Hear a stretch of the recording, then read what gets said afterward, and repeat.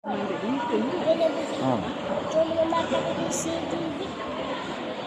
Jom kita makan di mana? Kita makan di sini. Omi, jom kita makan di sini. Omi, Gambar mana? tadi saya gambar. Gambar dia kata kota.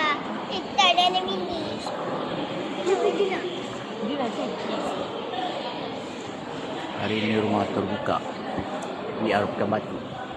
Masih awal lagi. Bermula 2.30 sampai 4.30.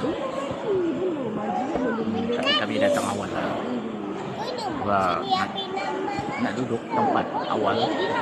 Lambat datang. Lambat lah. Tak ada meja dah nak duduk. Lagu hari raya aku dah mula dah.